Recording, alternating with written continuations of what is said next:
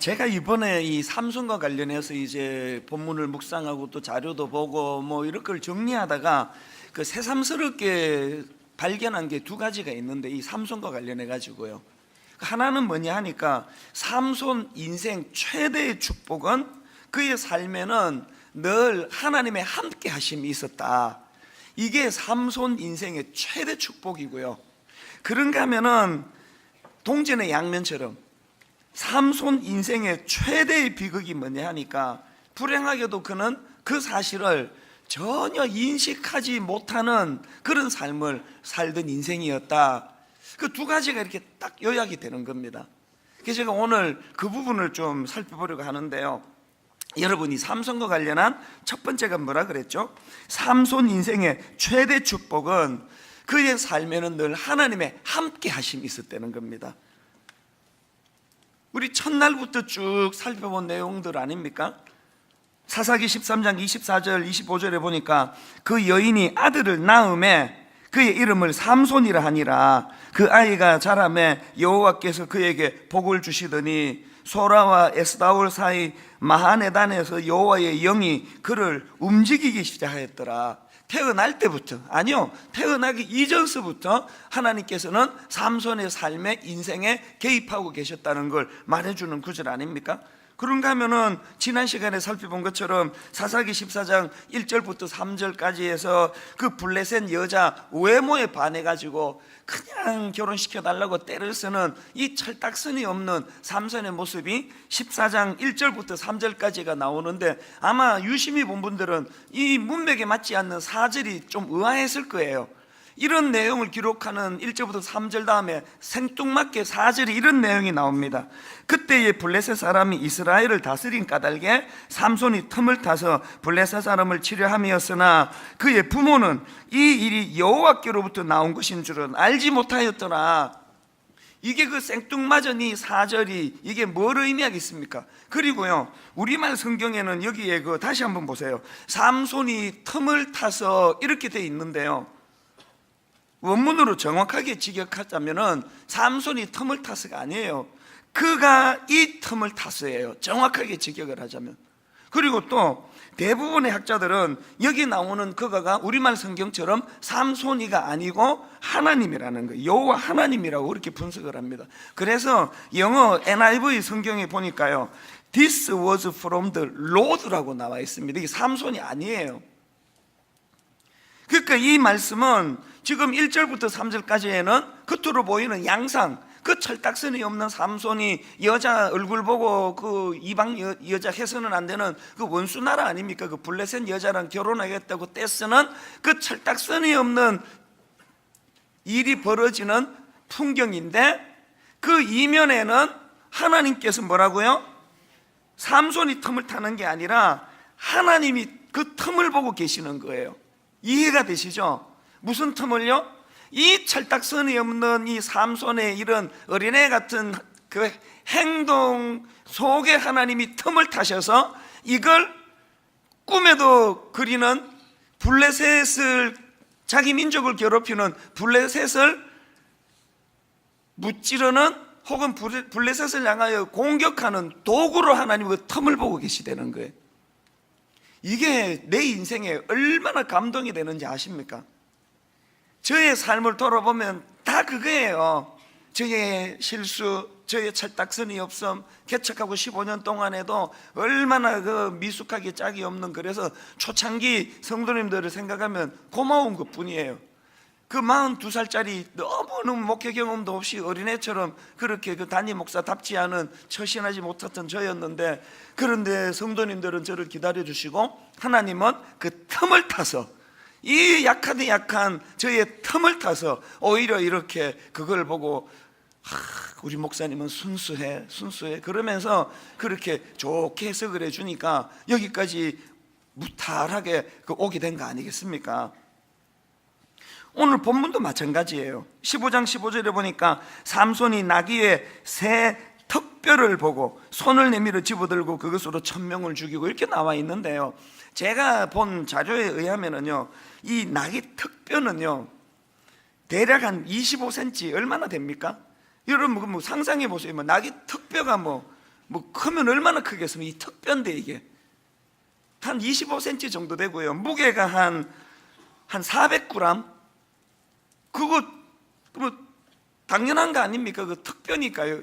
그리고 이거 낙엽은 초식동물.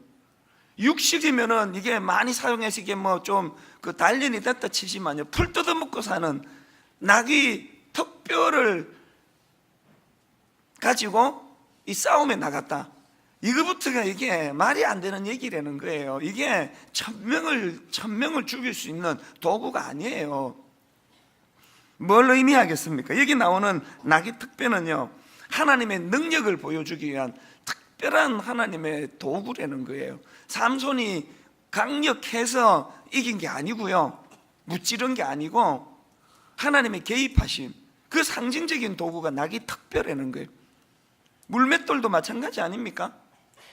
여러분, 그 어린애가 그 괴물 같은 거인 골리앗에게 지금 싸움을 걸러 나가는데 그 돌멩이 몇 개 집어가는 거는, 이거는 적절한 도구는 아니에요. 누가 봐도. 뭘 의미합니까? 그가 도전장을 던지면 했던 것처럼 나는 만군의 하나님 여호와 이름으로 나아간다고 하는 그 상징적인 도구가 물맷돌이란 말이에요. 그 애 뭐 장난치는 것도 아니고. 근데 그 물맷돌 속에 하나님이 함께 하심이 개입이 되니까 골리앗을 때려 눕히는 기가 막힌 도구가 되는 거예요. 제가 바로 어제 이제 이 송림 본당에서 이게 끝나고 바로 이제 그 드림센터로 건너가 가지고 이제 제가 마음이 너무 이제 뜨거워진 이유가 있습니다. 다시 이제 그 삼손의 삶 속에 하나님이 어떤 순간에 함께 하시고 개입하셨는가가 좀 점검을 해보고 싶어서 사사기 13장부터 16장까지를 다시 프린트를 해가지고 책상에 앉아가지고 빨간 펜으로 하나님이 개입하시는 부분을 줄을 그어가면서 다시 정리를 해보았어요. 제가 천천히 이거를 숙독을 하면서 하나님이 함께 하시는 그 장면마다 빨간 줄을 그어 내려가다가 어제 아침에요, 그게 한 7시 전후가 됐을까요? 너무너무 가슴이 뜨거워지는 거예요. 그 고비고비마다 순간순간마다 하나님이 함께 하시고 하나님이 개입하시고 특별을 통해서 또 그 철딱선이 없는 그 이방 여자에 빠져가지고 헬렐레하는 그 순간조차도 하나님이 그 틈을 비집고 개입하시려고 하는 그 모습이 딱 이게 저의 57년 제 모습인 거예요. 너무 저는 처음에 삼손의 일생을 제가 살펴보려고 어제 말씀을 펴들었다가 마음이 막 너무 뜨거워지는 거예요. 오늘 이 자리에서는 이 영광스러운, 여러분 대한민국의 수많은 목사님들 중에 오늘 이렇게 뜨겁고 어린 애부터 우리 노년에 이르기까지 온 전심을 다하여 하나님을 예배하고 찬양하는 이 현장에 인도하는 목회자로 서고 싶지 않은 목사가 누가 있겠냐고요. 저는 그 특권을 매 이 특세 때마다 누리니 어떻게 된 인생인가 보니까 바로 삼손에게 그렇게 하셨던 것처럼 고비고비마다 하나님이 제 인생에 개입해 주셨다는 거. 그래서 우리는 뭣도 모르고 막 사는 거예요. 뭐 계획 있게 삽니까? 솔직히 우리가 막 되는 대로 막 사는 거 아닙니까? 그냥 뭐 이방 여자가 아니라는 그것만 빼고는 뭐 외모 보고 결혼한 거 뭐 저도 그렇고 솔직히 다 마찬가지 아닙니까? 뭘 알아서 내가 우리 집사람 만나서 2달 24일 만에 결혼했겠냐고요. 외모 보고 했습니다. 그 때문에 또 대가지불도 많이 치르고. 근데 지금 무슨 소리를 하죠 지금? 뭐 뭣도 모르고 그냥 결혼도 그냥 알고 했습니까? 우리가 뭐 좀 알 정도로 뭐 그 나이도 든 것도 아니고 막 한 거 아닙니까? 그래가지고 또 어떤 분은 또 그것도 뭐 깨지고 뭐 이혼도 하고 아픔도 느끼고 뭐 다 하는 거 아닙니까? 그런데 하나님은 저처럼 그냥 2달 24일 만에 막 결혼했는데 마침 또 이렇게 좋은 여자를 만나가지고 늘 말씀드립니다. 이렇게밖에는 말할 수 없습니다. 저는 이렇게 사는 거는 하나님은 이 틈을 비집고 와서 저에게 가정생활에 은혜를 주시고, 그것도 잘 못 만나가지고 이혼하고 깨지는 아픔을, 쓰라린 아픔을 경험하는 그 틈을 타고 비집고 들어가셔가지고 또 거기에서 하나님은 또 최선의 삶을 살도록 인도해 주시는 거 아닙니까? 물맷돌을 그 다윗이 뭐 자기가 그 양치기니까요. 그 양치는데 그냥 뭐 물맷돌로 이렇게 편하니까 그렇게 연습을 했지, 자기가 뭐 큰 인생의 그림을 그리고 반드시 언젠가 이거 나라를 구하는 데 쓰여질 거라고 그렇게 하고 물맷돌 연습한 거 아니잖아요.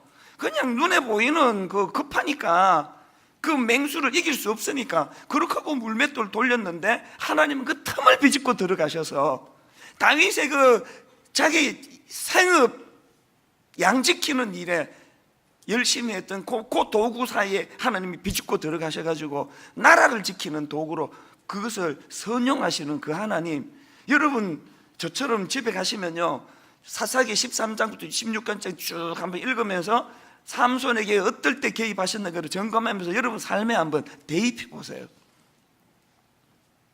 너무 어제 제가 가슴이 뜨거웠던 게요, 저도 마찬가지였습니다. 옥하는 목사님이 그때가 한 38살 전후였던 걸로 기억하는데 갑자기 부르시더라고요. 이제 자꾸 이제 30대 후반으로 치닫는데 중등부 고등부 애들만 상대하는 게 좀 안쓰러우셨나 봐요. 갑자기 목사님이 부르시더니요, 이 목사 이제 중고등부 내려놓고 이제 교구로 오라는 거예요. 이제 교구로 와서 한 3, 4년 이제 교구 어른 목회를 익히고 그러고 나면은 이제 개척을 좀 도와주겠다고 너무너무 고마운 말씀을 하셨어요. 뭐 개척을 도와주시겠다는 그 다음 문제고요, 목사님이 이제 중고등부 내려놓고 작년 사역으로 오라는 그 말씀이 임하는 순간 이제 내가 저 인간들 떠날 수 있게 됐구나 생각하니까 막 갑자기 하늘 문이 열리고 성령이 비둘기같이 임하면서 평화로다 하늘 위에서 내려오네. 진짜 기뻤습니다. 내 이제 저 중고등부 애들 떠날 수 있게 됐구나 생각하니까 막 너무너무 마음이 기뻤는데, 이상하게 내 입에서는 그 속내랑은 다르게 다른 말이 툭 튀어나왔어요. 무슨 말씀을 드렸냐면, 목사님 저는 하나님이 제 인생에 통전적으로, 이 표현이 너무 제가 잊혀지지가 않아요.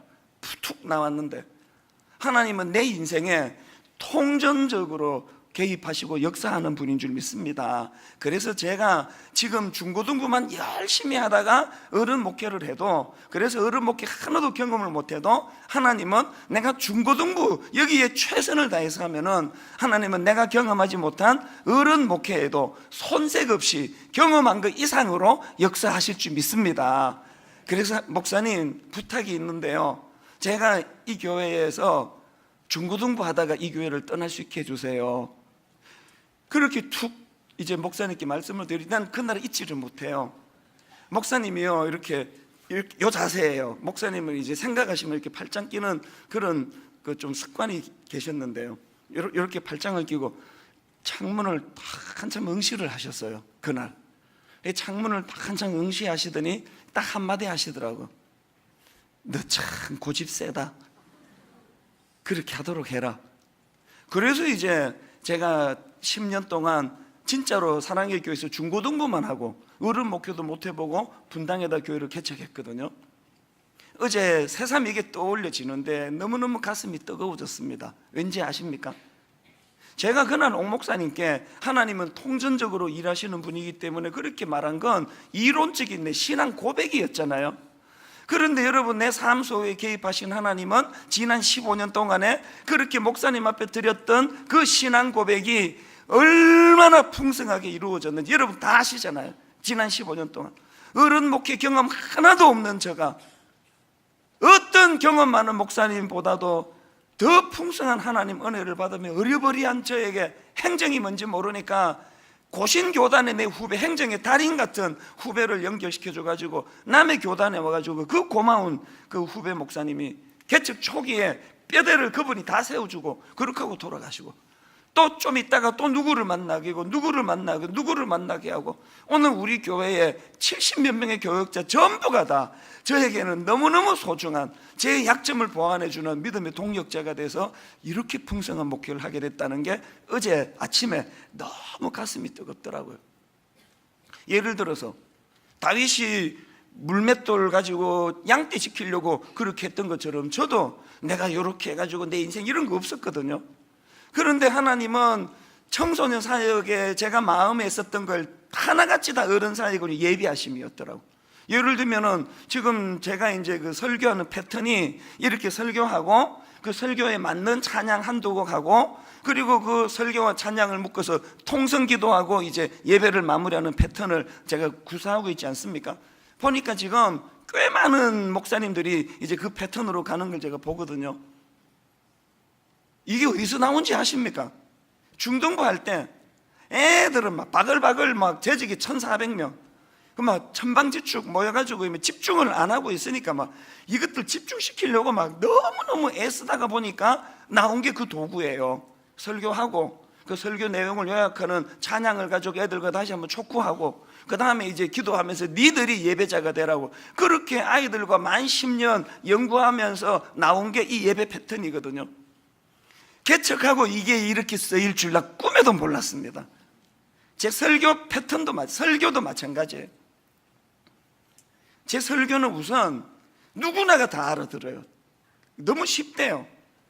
저 어렵게 설교를 못합니다. 왜 그렇습니까? 중고등부 하면서 어떻게 해서든 이것들이 들어야 되니까 아무리 주옥 같은 설교를 깊이 있게 준비하면 무슨 소용이 있습니까? 안 듣는데. 그래서 10년 동안 이것들을 듣게 하는다라고 막 정말 애를 많이 썼거든요. 그랬더니 이제 본능적으로 체질적으로 쉽게 설교하지 않으면 안 되는 체질로 제가 바뀌어져 있는 거예요. 이번에 남미에 갔더니요 거기서 태어난 그 2세 아이들이 또 한국말도 또 막 어눌하고 그러는데 이상하게 이찬수 목사님 설교는 다 알아듣겠더라는 거예요. 다 알아듣지. 어느 구사가 초등학교 4학년 수준인데 어려운 단어 하나도 없는데. 근데 여러분 여기 어른들이 듣기에 어우 저 목사님은 설교가 유치해 그렇게 말하는 분은 별로 없을 거예요. 이게 제가 중고등부 하면서 나는 중고등부 애들 집중시키려고 그렇게 진을 짜내며 애를 썼는데 이게 개척하고 어른 목회 이렇게 쓰일 줄 누가 알았겠냐고요. 이런 식이라는 거예요. 우리는 통전적으로 삶을 영위할 실력이 없는 자들이에요. 그냥 막 사는 거 아닙니까? 그냥 솔직히 뭐 다 그런 거 아닙니까? 그런데 하나님은 통전적으로 내 인생에 개입해 주셔서 그날의 그 쓰라린 아픔, 그날의 그 실수로 인한 치명적인 내 인생의 절망적인 어떤 일, 이 모든 것들을 재료로 해가지고 그 틈을 비집고 들어오셔서 우리를 합력하여 선을 이루는 은혜의 자리로 인도하는 줄 믿습니다. 그런가 하면은 두 번째로 삼손의 최대 비극이 뭡니까? 삼손 인생의 최대 비극은 그렇게 날 때부터 자기와 함께 개입하시는 그 하나님의 은혜가 자기 인생의 최대 축복인데 그 사실을 하나님의 임재를 인식하지 못했다는 거예요. 인식하지 못했다는 거예요. 오늘 설교 제목이 하나님의 임재를 갈망하라 이렇게 제가 잡았는데요. 여기 나오는 임재 단어를 풀이해서 설명드리자면 임재는요 하나님이 나와 함께 하심을 인식하고 깨닫고 경험하는 그걸 임재라 그럽니다. 그러니까 하나님이 나와 함께 하심을 내가 그거를 인식하고 살아가는 거 이게 하나님의 임재를 경험한다 이렇게 이야기할 수 있는 거거든요. 삼손의 최대 비극이 뭐예요? 인식을 못하는 게 그걸 하나님이 함께 하심을 인식하지 못하니까 이런 기쁘고 어제 제가 내 인생에 개입하신 하나님의 임재를 제가 인식하자마자 가슴이 터질 것 같은 감격이 기쁨이 용솟음쳐 올랐다면 삼손은 이 기쁨이 없었던 거예요. 여러분은 어떠세요? 여러분 삶 속에 개입하시는 하나님의 임재 이것이 현실적으로는 절망적인 고통의 눈물이 뚝뚝뚝 떨어지는 상황인데 영적으로 고통을 비집고 개입하시는 하나님으로 인해 마음의 위로가 되고 치유가 되고 회복이 됨을 지금 경험하고 계십니까? 시편 105편 4절에 보면 여호와와 그의 능력을 구할지어다 그의 얼굴을 항상 구할지어다. 여기 보니까 두 가지를 구하는데 첫 번째가 그의 능력을 구할지어다 그리고 바로 이어가지고 그의 얼굴을 구할지어다. 뭐를 의미합니까? 히브리식 표현으로 하나님의 얼굴을 구한다는 건 하나님의 임재를 구한다는 의미예요. 하나님 주시는 손에 드신 떡 별로 노력도 안 했는데 막 기도해가지고 이것도 응답, 이것도 응답, 이 위기도 피하게 주시고 이런 기도를 하고 나면 그 다음에 그 떡을 주신 하나님 얼굴을 구한다는 거, 그 하나님의 임재를 같이 구해야 되는데 우리는 후자는 안 구해요. 떡만 주시면 뭐 이 떡을 누가 줬는지는 중요하지 않아요. 부처님이 주시든지 뭐 알라신이 주시든지 뭐가 중요해요? 떡을 얻었다는 게 중요하지. 그런데 하나님이 우리에게 원하시는 건 네 손에 무엇이 들려졌는지도 중요하지만 그걸 누가 주셨는지도 아는 게 중요하다는 거예요. 이게 그의 능력을 구하고 그 다음에 그의 얼굴을 구하라는 하나님의 말씀 아닙니까? 우리가 회개해야 되는 거, 삼손과 비슷한 패턴의 삶을 사는 것. 삼손은 하나님 주신 그의 능력을 활용하는 것에만 관심이 있었지, 그 능력을 주신 원천인 하나님의 임재, 함께 하시는 그 하나님의 얼굴을 구하는 것은 실패했기 때문에 그 풍성한 은혜를 누리면서도 삼손은 별로 행복하지 않은 그런 인생을 보냈다는 거 아닙니까? 여러분, 지지난주 살펴본 창세기 45장 5절의 요셉의 고백이요, 당신들이 나를 이곳에 팔았다고 해서 근심하지 마소서, 한탄하지 마소서, 하나님이 생명을 구원하시려고 나를 당신들보다 먼저 보내셨나이다. 이렇게 말할 때 그 삼손의 물밀듯 밀려오는 기쁨이 느껴지십니까? 그거 복수하고 그 김정은이처럼 그냥 암살자 보내가지고 형제들 다 죽이고 내 권력을 이제 내가 발휘하고, 이게 행복한 일입니까? 이렇게 하나님의 임재를 고백하면서 넉넉하게 자기 인생 최대의 원수, 내 인생을 망가뜨린 그 배다른 형제들을 향하여 니들은 나를 망하게 하려고 했지만, 이곳에 팔아버렸지만 하나님은 그 틈을 비집고 들어오셔가지고, 오늘 본문으로 말하면 형제들은 날 팔아버리는 악한 짓을 했지만 하나님은 내 인생 최대 위기의 순간에 그 틈을 비집고 들어오셔가지고 오늘 이런 결과를 가져왔기 때문에 내가 당신들에게 원한 맺힌 게 하나도 없습니다. 그럴 때 용서받은 그 형제도 기뻤겠지만 그렇게 말할 수 있는 그 요셉 당사자가 얼마나 행복했겠습니까? 이게 왜 안 되는 걸까요, 우리는?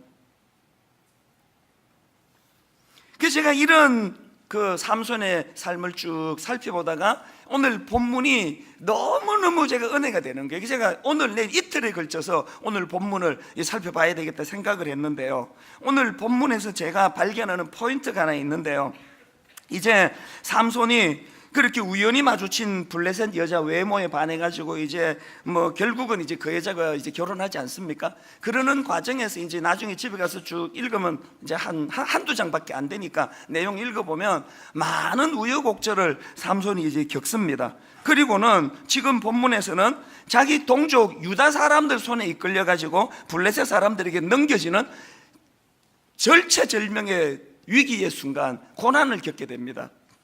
그 과정에서 하나님의 영이 임해서 오늘 본문 사사기 15장 15절 16절, 삼손이 나귀의 새 특별을 보고 손을 내밀어 집어들고 그것으로 1000명을 죽이고 이르되 나귀의 특별로 한 더미 두 더미를 쌓았으며 나귀의 특별로 내가 1000명을 죽였도다 하니라. 그런데 그 과정에서 제가 주목하는 것은 18절인데요 삼손이 심히 목이 말라 여호와께 부르짖어 이르되 주께서 종의 손을 통하여 이 큰 구원을 베푸셨사오나 내가 이제 목말라 죽어서 할례받지 못한 자들의 손에 떨어지겠나이다 하니, 하나님이 레히에서 한 우묵한 곳을 터뜨리시니 거기서 물이 솟아나오는지라 삼손이 그것을 마시고 정신이 회복되어 소생하니 그러므로 이 샘 이름을 엔하꼬레라 불렀으며 그 샘이 오늘까지 레히에 있더라. 이제 이 엔하꼬리에 대해서는 내일 제가 이제 본격적으로 살펴보기로 하고요, 제가 여기서 발견한 포인트가 하나 있습니다. 제가 말씀드렸죠, 삼손이 하나님께 기도하는 첫 장면이 이 장면이라고요. 그래서 제가 여기서 발견한 포인트가 뭐냐, 삼손이 겪은 그 고난, 이 고난이 삼손에게 가져다 준 유익이 두 가지가 있더라는 거예요.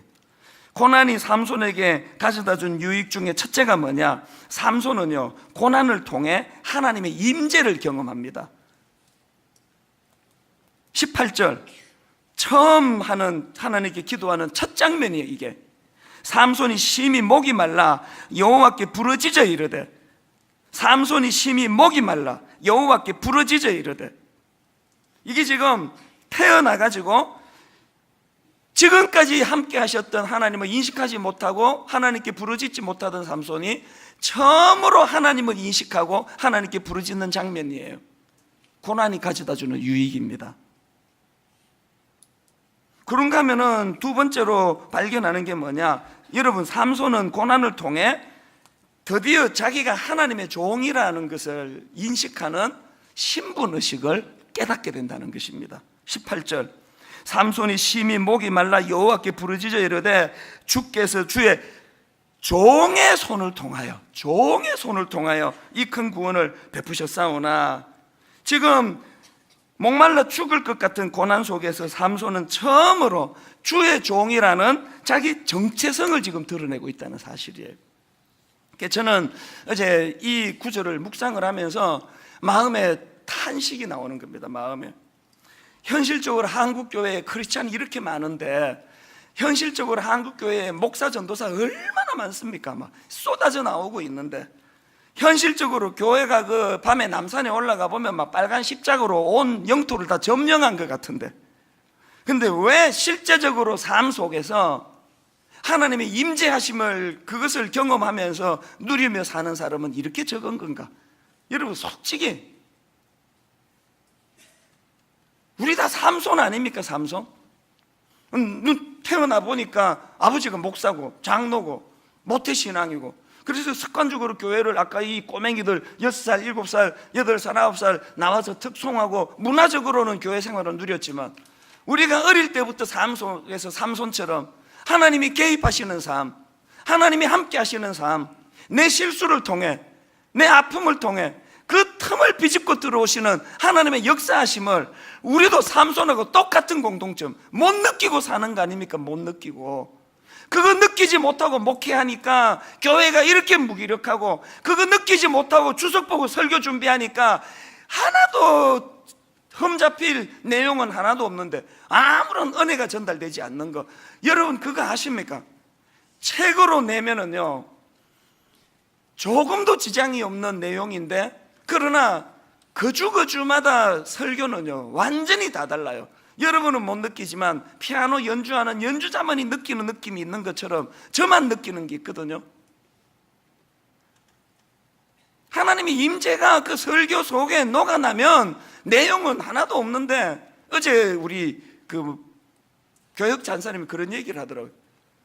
저는 제 초창기 설교에 대해서 너무 부실하다고 생각하거든요. 그때는 설교도 짧았대요. 자기가 들어보니까 최근에 제 초창기 설교를 들어봤는데 설교 시간도 짧더래요. 한 7, 8분 이렇게밖에 안 되더래요. 왜 그렇게밖에 안 되는지 아십니까? 할 거리가 없어서 그거 말고는 뭐 시간을 더 낼 수가 없는 거예요. 그리고 뭐 설교도 지금 생각하면 그때 설교는 진짜 깊이가 없었습니다. 중고등부만 해가지고. 근데 그 목사님이 어제 저한테 지적하기를, 목사님 설교를 그때 걸 들어보니까 솔직히 지금처럼 막 이렇게 분량 많고 내용이 세련된 건 아니지만 그 말씀 속에 그 지금과는 또 다른 그런 역동적인 게 느껴지더라고. 그런 얘기를 내가 반성을 좀 했습니다. 설교도요 점점 이제 목회 관록이 커지고 막 세련되게 막 이렇게 잘하는 게 중요한 게 아니고 현장성이에요. 그 설교 속에 개입하시는 성령님의 은혜를 사모하고 갈망하고, 그렇게 성령께 이 특세 때마다, 매 특세 때마다 느끼는 게 바로 그 현장성이거든요. 그래서 제가 어제 이렇게 성도들 숫자는 많은데, 십자가를 통하여 구원받는 사람은 많은데 왜 이렇게 우리는 하나님의 임재를 잘 느끼지 못하고 신앙생활을 하는가? 여러분 삶 속에서 하나님의 임재가 잘 느껴지지 않고 무늬만 크리스찬이고 뭐 임재가 뭔지도 모르고 위기 속에 개입하시는 하나님이 뭔지 한 번도 경험하지 못하고, 그러면요 차라리 고난을 구하세요. 고난을 차라리. 하나님 고난만 피해 다니느라고 하나님의 고난 속에 임하시는 하나님의 임재를 맛보지 못하신다면 차라리 고난을 구하시라고. 고난을. 왜? 삼손 보니까 목이 가래 죽을 것 같은, 자기 힘으로 1000명은 죽일 수 있지만, 외부의 적은 1000명은 죽일 수 있지만 내부의 목마름은 해결할 수 없는 인생의 이 비참함을 깨달을 때, 그때야 비로소 하나님께 부르짖고 하나님의 임재를 경험하게 된 걸 보니까 죄송하지만요, 어제 저는 정말 마음으로 사모한 거 이거예요. 너무너무 죄송하지만 하나님 우리 성도들에게 필요하다면 기꺼이 고난을 주시기 원한다. 고난을. 아버지, 이놈의 설교라는 게 맨날 고난 피하는 방법이나 가르치고, 고난 피하는 방법이나 가르치고, 광야 피하는 방법이나 가르치고, 그러다가 보니까 그냥 굉장히 매끌매끌한 목회는 이루어지는지 몰라도 고난을 통과하지 못한 자들이 삼손과 같은 임재가 뭔지도 모르고 교회를 다니는 이런 꼴이 된 것 같아서, 하나님 우리 성도들에게 필요하시다면 고난을 아버지 하나님 허락하여 주시기 원합니다. 그런가 하면은 어제 제 마음에 불타오르듯 떠오르는 소원이 뭔지 아십니까? 이미 여기 고난 중에 계신 분이 계세요. 너무너무 힘들고 숨이 막히는 고난 중에 계신 분들이 마음에 막 떠오르면서, 하나님 우리 성도들 중에 지금 고난 중에 있는 성도, 기왕 눈물이 쏟아지는 고난 가운데 빠져 계시다면 하나님, 저들이 고생은 고생대로 하고 삼손처럼 임재의 기쁨은 여전히 못 누리는 비참한 결과가 아니라, 기왕 우리 성도 중에 고난 중에 있다면 아버지, 그 고난이 삼손처럼 하나님의 임재를 회복하는 도구가 되게 하여 주시옵소서. 기왕 고난 중에 있다면 고난 중에 있는 그 고난을 통해서 심부르시, 나는 망할 수 없는, 난 절대로 망하지 않는 하나님의 사명을 받은 사명자라는 사실을, 오늘 저들이 눈물 가운데, 눈물 속에, 그들의 고난 속에 이 사실을 좀 깨닫게 되기를 원합니다. 오후에 마음이 막 계속 뜨거워졌어요. 한편으로는 너무 냉랭하게 신앙생활하는 분들에게는 아버지 고난을 좀 주세요. 오죽하면 이런 생각을 하겠습니까? 아버지, 좀 고난이 좀 필요합니다. 목회자들도요, 고난을 통과하지 않고 목회하기 때문에 약해 빠진 거. 내가 보면은 저를 위시해서 목사들 중에 악한 사람은 그렇게 많지 않아요. 여러분, 생각보다 그렇게 악한 사람은 많지 않아요. 약해 빠진 목사들이 너무 많은 게 한국 교회의 비극 아닙니까? 왜? 고난을 경험해 봤어야지. 고난을. 너무너무 약한 목사들이 목회를 하니까 너무너무 약한 성도들을 양산하고 있는 이 꼴을 한번 보세요. 이게 억장이 무너지는 거 아닙니까? 그래서 제가 어제 오후에 자리에 앉아 있는데요, 요 근래에 자꾸 이 찬양을 제 마음에 주시는데요, 주님여 이 손을 꼭 잡고 가소서, 약하고 피곤한 이 몸을 폭풍의 흑암 속 해치사 빛으로 손잡고 날 인도하소서. 자꾸 울컥울컥 하더라고요. 하나님, 주님여 날 도와주소서라고 절규하는 저 찬양 첫 마디가, 주님여 이 손을 꼭 잡고 가소서. 누가 이렇게 부르짖느냐고요? 삼손을 보니까 폭풍의 흑암 속에 빠진 사람, 앞이 캄캄해서 내 인생은 이제 어떻게 되는 거야 이거? 우리 가정은 이제 어떻게 되는 거야 이거? 너무너무 막막하고 폭풍의 흑암 속 같은 그 인생을 걸어가는 사람들만이 주님여 이 손을 꼭 잡고 가소서, 주님여 이 손을 꼭 잡고 가소서. 약하고 피곤한 이 몸을. 오늘 여기에 그저께도 저를 찾아오고, 화요일 아침이에요. 오후에요. 여기서 이제 드림센터로 건너가가지고 설교 준비하려고 이제 드림센터를 건너가서 또 순장반 끝내고, 화요일 한 그때가 2, 3시 됐을 거예요. 막 너무너무 피곤이 몰려와가지고 안 되겠다 해가지고 이제 집에 가서 내가 한숨 자고 와야 되겠다 그러고 이제 엘리베이터를 눌렀습니다. 문이 딱 열리는데 어떤 권사님 한 분이 나오시고, 나는 엘리베이터로 들어가고 인사하고 들어가는데 문 닫기도 전에 목사님 그 제가 엘리베이터를 그 열림으로 눌러놓고 왜 그러시느냐 그랬더니, 목사님 좀 만날 수 없습니까? 지금 딸이 결혼한 딸이 애 하나 데리고 지금 지하 주차장에서 기다리고 있는데 목사님 좀 만날 수 없습니까? 날짜를 제가 잡아가지고 그럼 알려드리겠습니다. 그렇게 하고 엘리베이터 단축에 손이 안 떼지는 거예요. 머리가 막 갈등이 돼서 아마 그 권사님이 목사님 표정이 이상하다 그랬을 거예요. 제가 순간적으로 막 이제 너무 피곤하니까 다음으로 미루고 다음에 만나자고, 그리고 여기 사무실에 가서 좀 연락처 남겨주시라 그래야 되나? 지금 뭔 일로 지금 딸이 너무너무 힘들어 지하에서 기다리고 있다는데 만나야 되나? 이게 막 계속 혼란이 와가지고 멍한 상태로 그랬습니다. 그러다가 지금 좀 바로 올라오라 그러세요. 그러고 도로방으로 사무실로 들어갔습니다. 좀 있다가 이 권사님의 딸이 어린 애를 하나 데리고 왔는데 억장이 무너지는 이야기를 풀어놓는 거예요. 내가 지금 오픈은 못하지만 가정에 위기가 오고 절망이 오고 그런 지가 6개월이 됐는데 기도하다가 너무너무 답답해서 목사님 한마디라도 듣고 싶어서 왔다고. 그저께 그 이야기를 나누고 제가 집에 들어가서 쉬는 걸 포기했습니다. 시간도 중간하고.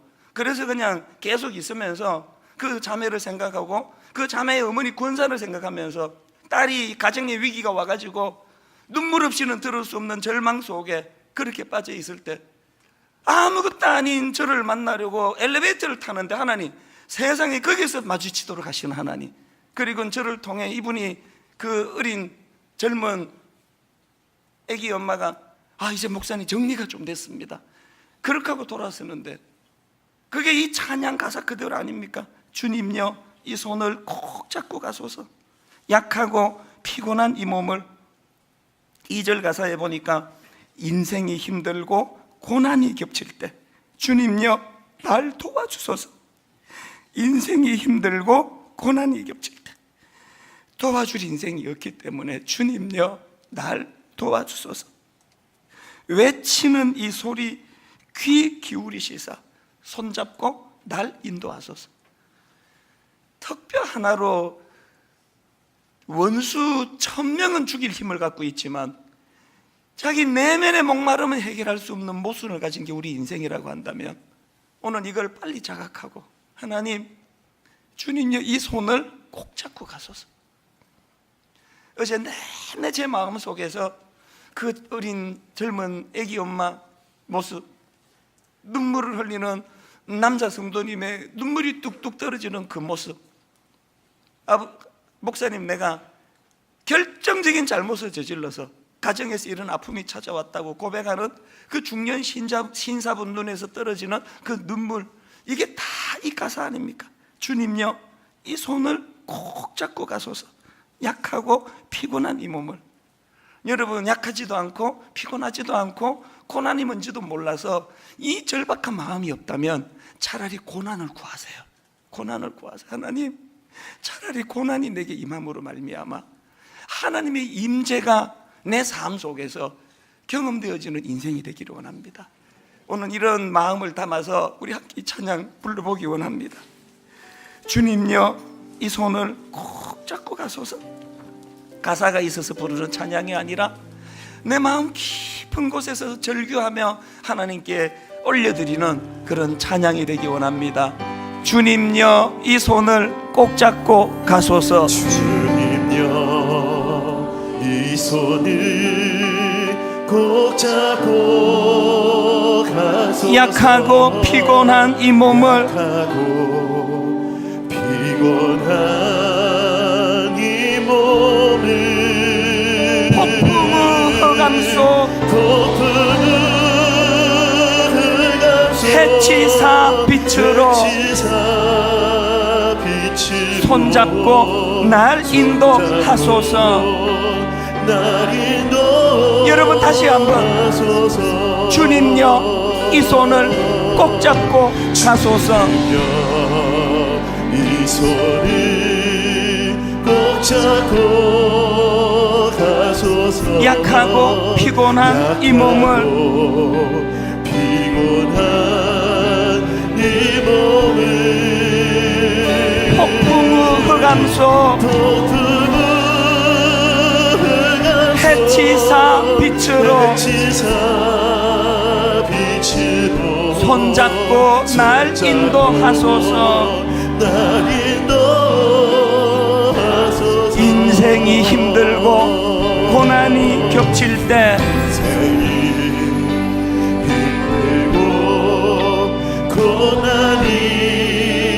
주님이여 날 도와주소서. 주님이여 날 도와주소서.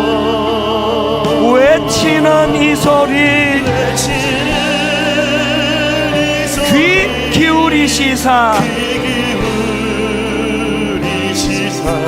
손잡고 날 인도하소서. 날 인도하소서. 한 몇 해 전의 특세예요. 저는 그날 잊지 못하는데요. 그때 제 마음에 성령님이 마음에 강력한 그 거룩한 충동을 주셨는데, 갑자기 오늘 여기 너무너무 힘든 분들이 계시는데 그 힘든 분들이 있으면 자리에서 일어나시라고, 오늘 하나님 앞에 우리가 일어나자고 그랬는데요, 내 충격을 받은 거예요. 거의 다 일어나시는 거예요. 거의 다. 그래서 제가 그때 그 장면이 늘 잊혀지지가 않고 내 목회가 어떻게 어느 방향으로 가야 되는지를 가르쳐 주셨던 고급 목회, 부자들, 성공한 사람들, 잘 사는 사람들 상대하는 목회가 아니고 눈물을 흘리며 일어날 수밖에 없는 성도들, 그때 불렀던 찬양이 이 찬양입니다. 순례자의 노래. 저 멀리 배는 나의 시온성, 오 거룩한 곳 아버지 집. 저 망망한 바다 위에 이 몸이 상할지라도 오늘은 이곳 내일은 저곳. 우리 이 찬양 같이 부르고 오늘도 하나님 앞에 이 문제를 놓고 기도하는 시간 되기 원하는데요, 우리 인생을 되돌아보면서 이렇게 찬양합니다. 저 멀리 배는 나의 시온성, 저 멀리 배는 나의 집, 오 거룩한 곳 아버지 집. 오 거룩한 곳 아버지 집. 하나님의 임재를 갈망하며 내 사모하는 집에 가고자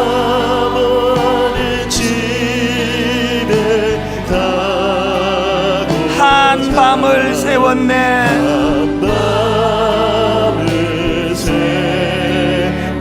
내 지난 인생을 되돌아보니까 저 망망한 바다 위에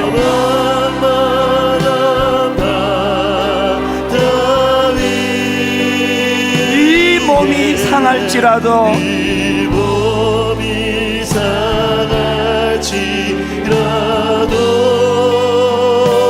오늘은 이곳 내일은 저곳. 오늘은 이곳 내일 저곳. 주 복음 전하니 주 복음 이 고단한 인생 가운데 하나님 주신 우리의 마음이 이겁니다. 아득한 나의 갈 길 다 가고 아득한 나의 갈 길. 여러분 이 장면 한번 상상해 보십시오. 저 동산에서 편히 쉴 때 동산에서 편히 쉴 때 내 고생하는 모든 일들을 고생하는 모든 일들 주께서 아시리. 주께서 아시리. 빈들이나 사막에서 들이나 사막에 이 몸이 고날지라도 이 몸이 고날지라도 오 내 주 예수 날 사랑하사 내 주 예수 날 사랑하사 날 지켜주시리. 날 지켜주시리.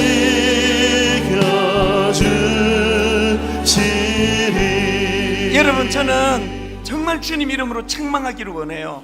왜 그렇게 신앙생활 하세요? 그렇게 오래 교회를 다니면서도 하나님의 임재가 뭔지도 모르고, 절망할 때 위기 속에 하나님 어떻게 인도하시는가도 모르고 그렇게 살아가셔서 되겠습니까?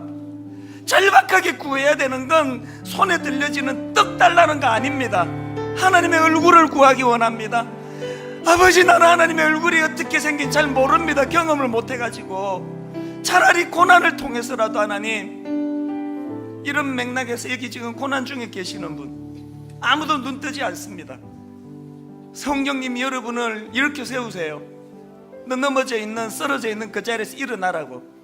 오늘 마음에 하나님의 위로가 필요하고 치유가 필요하고, 삼손처럼 턱뼈 하나로 1000명을 죽일 수 있는 외적인 능력은 발휘하고 살지만 내 인생의 목마름 하나도 해결하지 못하는 초라함을 내가 발견합니다. 목이 마릅니다. 갈증을 느낍니다. 아버지, 이렇게 1000명을 죽인 결과물들은 눈앞에 쌓여 있는데 여전히 나는 패배자 같고 초라합니다.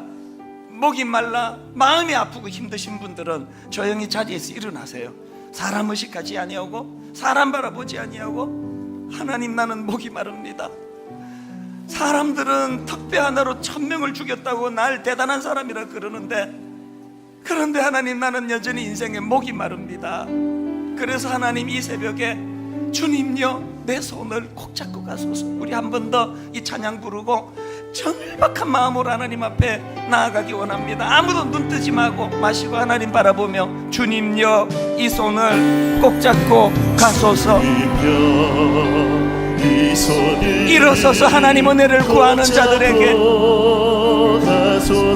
약하고 피곤한 이 몸을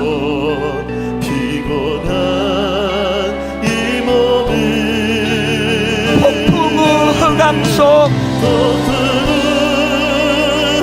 해치사 빛으로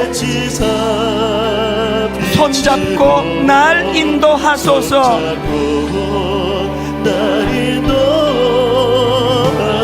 인생이 힘들고 고난이 겹칠 때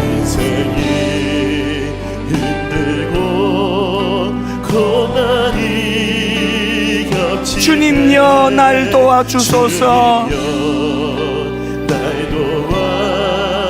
여러분, 간절히 갈망합니다. 사모합니다. 외치는 이 소리 귀 기울이시사 손잡고 날 인도하소서.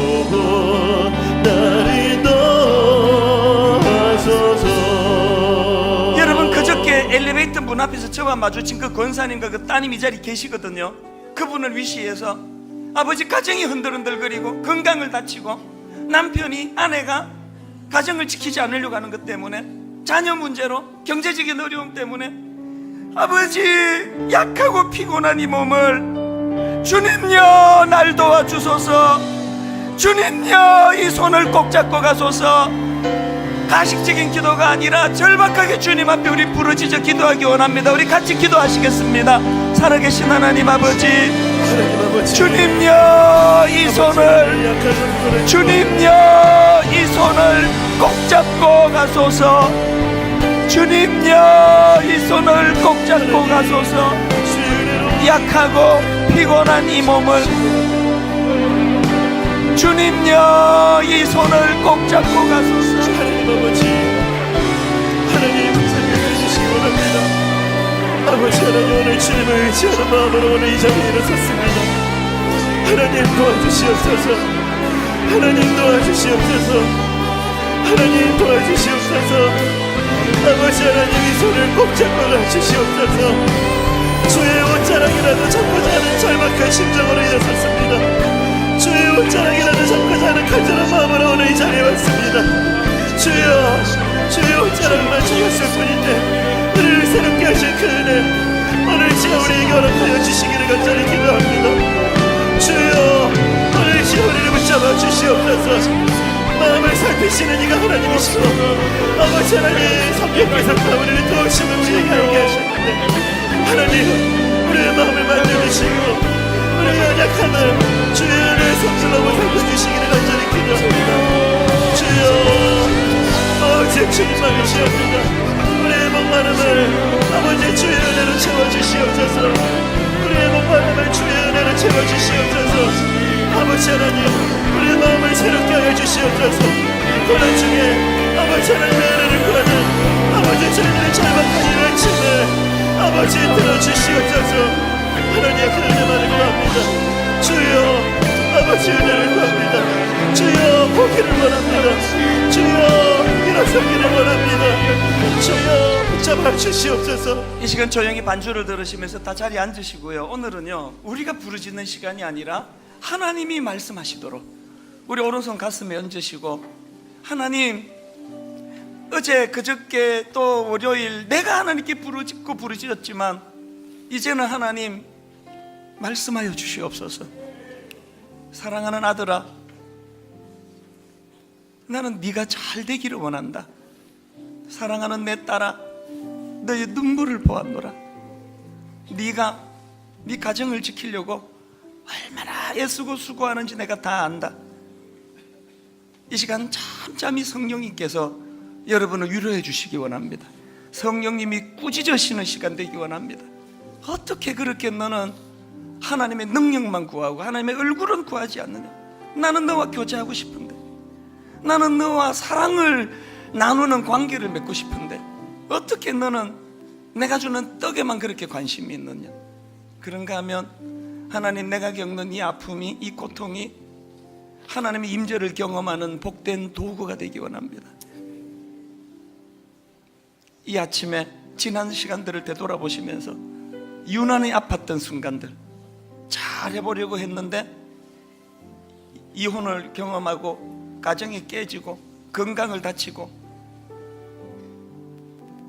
대인관계에서 상처가 생기고 직장에서 어려움이 있고, 아버지 저는 우둔해서 그것만 보고 살았습니다.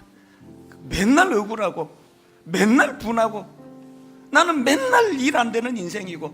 그런데 오늘 말씀을 통해 보니 내가 못 보고 있던 게 하나 있었습니다. 그 틈을 비집고 계시는 하나님, 삼손의 그 어이없는 실패를 비집고 들어오셔서 일하시는 하나님, 오늘 거기까지 보기를 원합니다. 조용히 반주를 들으시면서 세미한 하나님의 위로하심이 있기를 원합니다. 너는 세상에 버려진 고아가 아니야.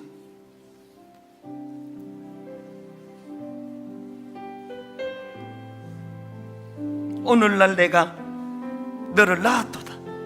너는 내 아들이라, 너는 내 딸이라. 나의 십자가 고통, 해산의 그 고통으로 내가 너를 낳았으니 힘들고 지쳐 낭망할 때, 내가 내 자신에게 실망하며 고통 속에 눈물 흘릴 때, 그때 못자국 난 주님의 손길이 느껴지는 그런 인생으로 살아가기를 원한다.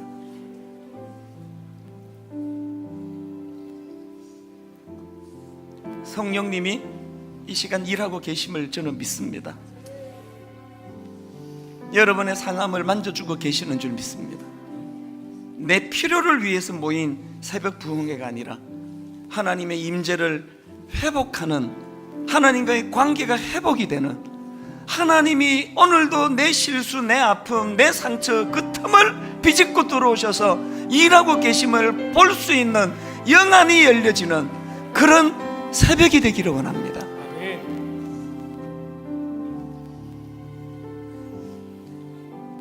묵상하실 분 계속 묵상하시고, 우리 힘들고 지쳐 낭망하고 넘어져 일어날 힘 전혀 없을 때, 나에게 실망하며 내 자신 연약해 고통 속에 눈물 흘릴 때, 우리 이 순간을 기억하며 함께 찬양하기 원합니다.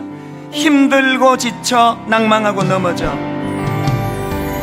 힘들고 지쳐 낭망하고 넘어져 일어날 힘 전혀 없을 때에 전혀 없을 때에 조용히 다가와 손잡아 주시며, 조용히 다가와 손잡아 주시며 나에게 말씀하시네. 나에게 말씀하시네. 뭐라고 말씀하십니까?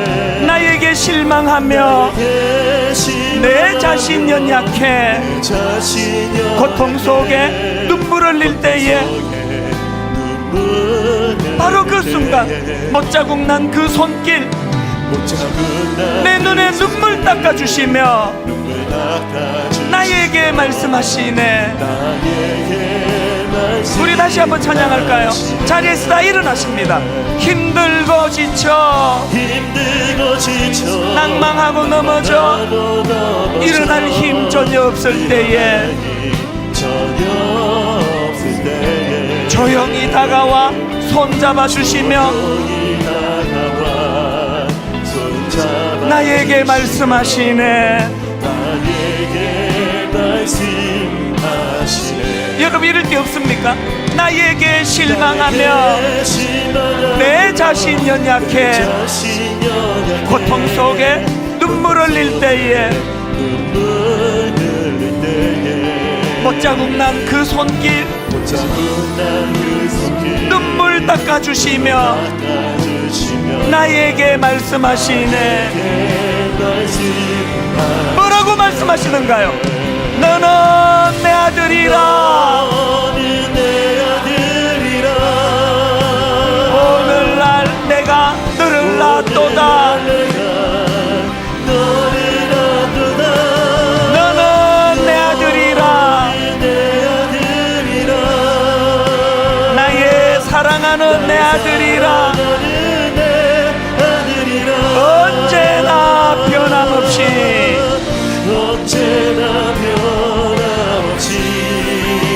너는 내 아들이라.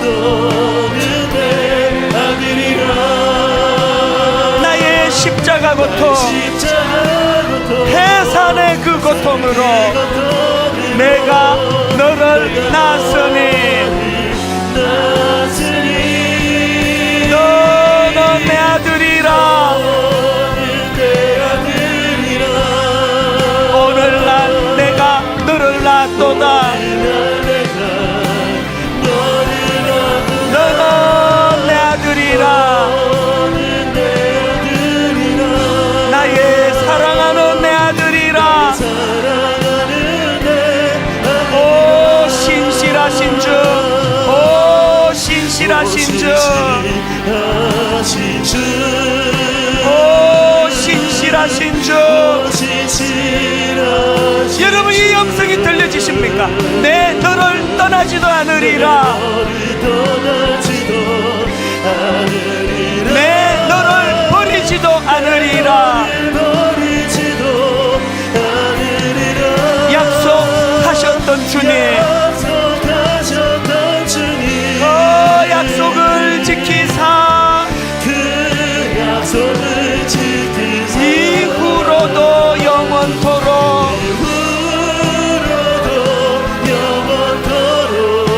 나를 지키시리라 확신하네. 하나님 한 번도 나를 실망시킨 적 없으시고 언제나 공평과 은혜로 나를 지키셨네. 그런가 하면 지나온 모든 세월들